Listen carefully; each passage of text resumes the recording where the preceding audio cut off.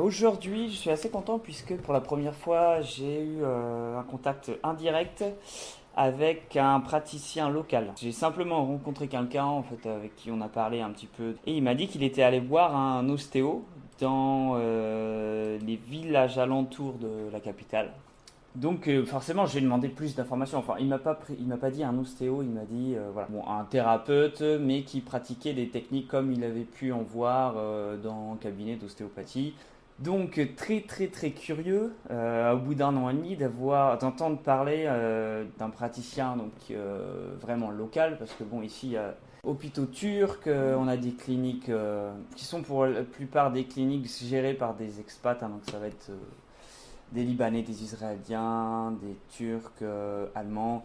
Mais voilà, ce sont des cliniques avec des moyens. C'est vraiment pas ce type de clinique qui est fréquenté par les gens de la classe moyenne locale, si on peut considérer que c'est une classe moyenne. Donc là, j'étais vraiment intéressé. Alors je lui ai demandé forcément plus de détails, il m'a raconté ce qu'il avait fait, ce qu'il avait vu. Il m'a dit que c'était une toute petite cabane avec beaucoup de monde à chaque fois qu'il y allait. Qu'il avait fait des techniques avec un peu comme des feuilles de papyrus. Alors je ne saurais pas comment appeler ça. Alors je vais vous montrer ce que c'est en photo. Donc le voilà, ce fameux praticien.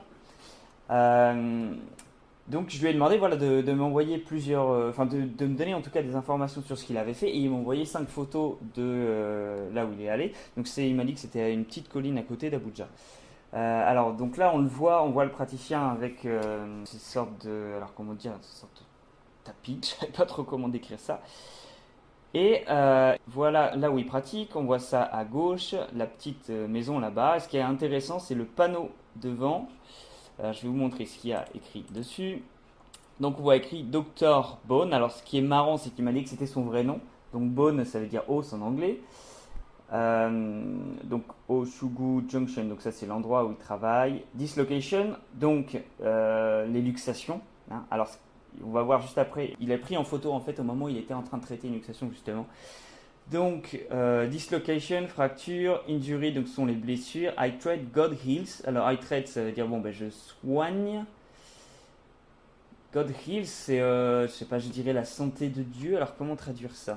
Alors, Google me dit, je traite, Dieu guérit. Donc, non. God heals. Je soigne à travers Dieu, peut-être on pourrait interpréter ça. Voilà, je soigne avec l'aide de Dieu ou à travers Dieu. Hein, je pense que c'est l'idée. Donc ça, c'est son panneau. Et voilà, donc je vais vous montrer 2 photos pour le moment. Donc ça, c'est une scène assez impressionnante. Alors, à en voir ce qui se passe. Donc je pense que le praticien est celui qui a le t-shirt blanc à gauche.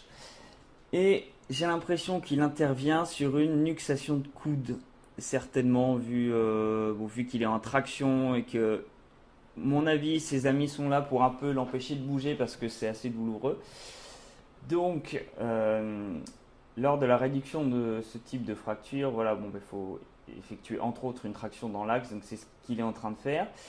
Donc quand tu m'as montré cette photo, honnêtement, j'ai été très surpris. Mais en fait, forcément qu'il y a ce genre de gens qui font ce genre de technique, puisque sinon on aurait des gens qui resteraient luxés à vie, ou je sais pas. Enfin bon, après avec certains mouvements, ça peut se réduire tout seul. Mais oui, donc ça en fait, je pense que c'est relativement le quotidien de ce qui se passe chez lui, et je trouve ça assez impressionnant en fait. Bon, on est au voir, on est en pleine, on est à côté d'un arbre, il n'y a pas d'infrastructure, enfin bon.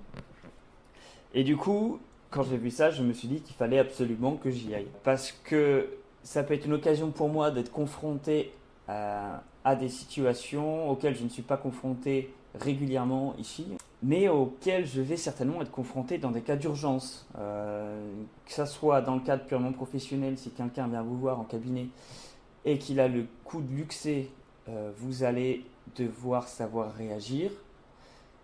Et c'est des techniques qu'on ne peut pas pratiquer directement à l'école, puisqu'on n'est pas tous les 4 matins confronté avec quelqu'un qui s'est luxé le coude, même si on connaît les gestes.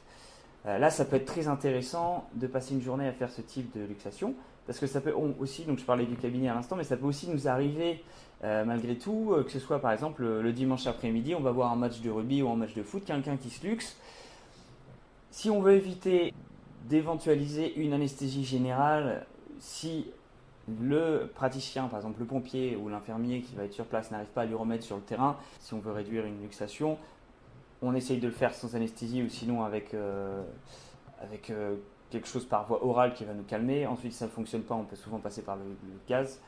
Et si ça ne fonctionne toujours pas, l'anesthésie générale. Bon, mais si ça arrive là devant vous, le mieux c'est quand même d'intervenir rapidement. Il y a certainement des gens qui vont savoir que vous êtes ostéopathe et on va vous demander d'intervenir. Si vous savez le faire, ça peut être quand même quelque chose de très bénéfique pour le patient, puisque lors d'une luxation par exemple de l'épaule, vous avez quand même des tissus qui sont en tension, en surtension, que ce soit ligamentaire, capsule synoviale ou même certains tendons.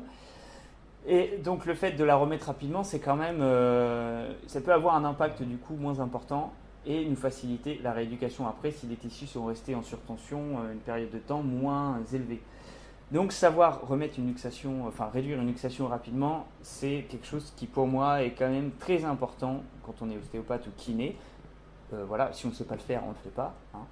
On ne va pas s'amuser à faire les apprentis sorciers, surtout qu'il peut y avoir des lésions artérielles ou même nerveuses. Il faut savoir faire les tests avant, etc. Le pouls, la sensibilité. Mais savoir le faire, maîtriser la technique, pour moi, ça peut quand même être quelque chose qui peut vraiment aider en cas d'urgence. Donc, j'aimerais passer une journée là-bas à travailler avec lui, à lui apporter ce que je peux lui apporter et surtout qu'il m'apporte ce qu'il peut m'apporter. Je suis persuadé que j'ai beaucoup de choses à apprendre de ce genre de pratique là où c'est de l'intervention comme ça en urgence, beaucoup. Donc ça, je pense que c'est une luxation de coude. Peut-être que c'est une fracture, une réduction de fracture, c'est possible aussi. J'ai eu en séance une Nigériane qui est venue me voir 6 ou 7 mois après une fracture. C'était tibia péroné. Elle n'a pas pu aller à l'hôpital puisqu'elle n'avait pas les moyens. En fait, c'était un proche de notre femme de ménage.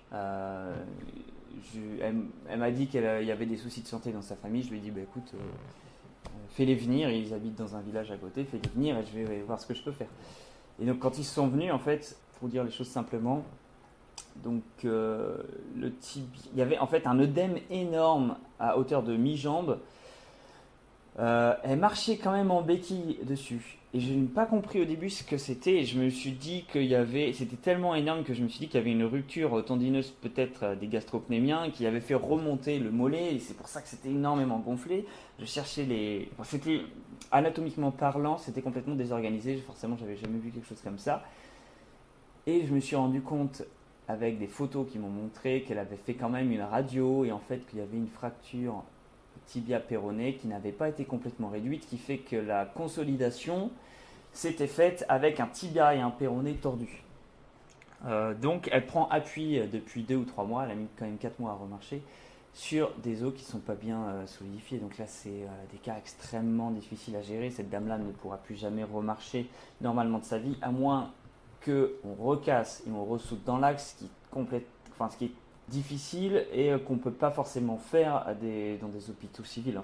Donc là, ce qui a dû se passer, c'est qu'un médecin local, alors comme nous, on pouvait les appeler les rebouteux à l'époque, à la limite, a dû tracter le tibia et le péroné dans l'axe jusqu'à qu'ils reviennent à peu près en contact. Et ils l'ont laissé comme ça plusieurs mois. Et là, c'est peut-être ce qui est en train de se passer avec cette photo où il est en train de tracter l'avant-bras dans l'axe. Bon. Deuxième photo. Enfin voilà, c'est la dernière de la série que je voulais vous montrer aujourd'hui. C'est simplement à l'intérieur de son local. Donc on voit un homme assis et lui qui est en train de regarder son genou droit. Donc on voit qu'il est vraiment très enflé. Donc là, bien sûr, c'est compliqué de faire un diagnostic comme ça. Mais on peut considérer qu'il y a soit une subluxation rotulienne, c'est tout à fait possible. Ça a même pu être une luxation qui a été réduite et la photo a été prise après la réduction, sachant que ça enfle assez rapidement. Ça peut être une rupture ligamentaire, les ligaments croisés, on a quelque chose qui enfle pas mal aussi lors de ce type de rupture.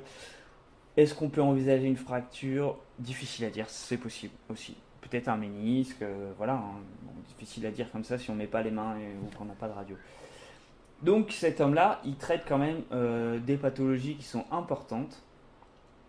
Et j'ai été quand même assez surpris de voir ça. En fait, ça m'a choqué, mais je le savais inconsciemment, mais c'est le fait de voir ces gens-là avec des dysfonctions de cette ampleur-là, traitées dans un petit local comme ça. Et je suis persuadé que cet homme-là a énormément de patients qu'il voit tous les jours. Et heureusement qu'il y a des gens comme ça d'ailleurs, parce que sinon je ne sais pas comment ça se passerait. Du coup, j'ai qu'une seule hâte, c'est de trouver le moyen d'aller le rencontrer et de passer une journée avec lui et de travailler avec lui et qu'on travaille main dans la main pendant une journée pour soigner des patients. Et je suis persuadé qu'il y a certaines choses où je pourrais l'aider et il a certainement énormément à m'apprendre aussi. Donc voilà. C'est tout ce que je voulais vous montrer pour aujourd'hui. Je vous souhaite à tous une bonne année, un joyeux Noël. J'ai un peu de temps libre en ce moment, donc je vais essayer de faire quelques vidéos. J'ai 2 ou 3 diagnostics qui sont très intéressants de maladies rares dont je voulais vous parler. Ça, c'est quelque chose qui m'a demandé énormément de travail, de recherche pour un diagnostic précis. Alors c'est très compliqué ici puisqu'on a assez peu de matériel de qualité pour faire des examens. Mais donc il y a des patients qui sont allés à l'étranger pour faire certains examens. On a progressé, on a posé des diagnostics très intéressants où il y a eu tout un travail de recherche sur plusieurs semaines. Ça, je vais vous faire des vidéos là-dessus parce que moi, ça m'a appris énormément de choses et je vais vous le partager.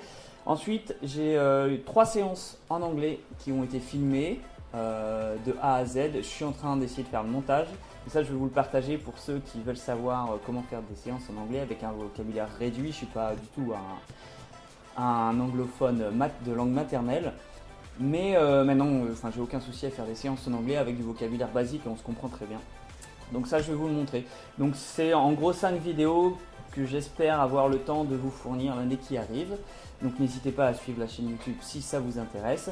Et j'ai une vidéo aussi sur les lombaires, les douleurs lombaires, puisque la vidéo sur les douleurs thoraciques et la posture, ça a intéressé beaucoup de monde et il y a énormément de monde qui m'ont posé des questions sur voilà, le renforcement lombaire et la posture au niveau lombaire, puisque ça les a intéressés ce que j'ai fait au niveau thoracique.